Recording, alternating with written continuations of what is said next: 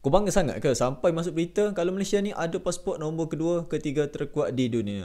Apalah yang bangga sangat ni, sampai pasport pun ada nombor ranking 1, 2, 3. Pernah tak korang dengar ada orang kata pasport Malaysia ni antara paling kuat di dunia? Jadi ramai orang mungkin tertanya, kuat tu maksudnya macam mana? Adakah sebab kulitnya yang tebal atau warna buku merahnya yang nampak garang? Sebenarnya bukan. Pasport terkuat ni bukan pasal fizikal tapi pasal kuasa yang ada pada pasport tu. Bila kita kata pasport Malaysia kuat, maksudnya rakyat Malaysia boleh masuk ke banyak negara tanpa perlu mohon visa. Dalam bahasa mudah, kita boleh travel ke lebih 180 negara sama ada secara visa free atau visa on arrival. Jadi, kalau korang nak melancong ke Jepun, UK, Korea Selatan atau banyak negara lain, kita tak perlu bersusah-susah payah lagi nak isi borang visa yang panjang berjala-jala tu. Hebat kan? Bukan semua negara dapat keistimewaan ni. Negara lain ada, cuma boleh masuk 50 atau 60 negara je. Tapi Malaysia antara top 3 yang tertinggi di dunia. Kadang-kadang bila kita sebut pasport kuat, maksudnya dunia luar percaya dan hormat status negara kita. Mereka yakin yang rakyat Malaysia ni bukan ancaman dan negara kita stabil dari segi politik dan keselamatan. Kalau nak tahu, ranking pasport ni biasanya dibuat oleh organisasi seperti Henley Passport Index. Mereka ni akan kira berapa banyak negara yang pemegang pasport boleh masuk tanpa visa. Negara paling atas biasanya Jepun, Singapura, Jerman atau Korea Selatan, dan Malaysia tak jauh ke belakang. Jadi lepas ni, kalau korang pegang pasport Malaysia, jangan pandang rendah. Sebenarnya kita pegang salah satu pasport paling dihormati di dunia. Ini menunjukkan atau melambangkan nama baik Malaysia dengan hubungan diplomatik kita yang kuat dan juga keyakinan antarabangsa terhadap rakyat Malaysia. Jadi lain kali masa di airport, bila cop pasport Malaysia tu, kita kena ingat satu perkara. Kita bukan saja pelacung tapi wakil kepada negara yang dihormati di mata dunia. Pasport Malaysia bukan je sekadar buku merah tapi simbol kuasa, kepercayaan dan kebanggaan kita sebagai rakyat Malaysia. Jadi apa pandangan korang tentang pasport Malaysia ni? Tinggalkan komen di bawah.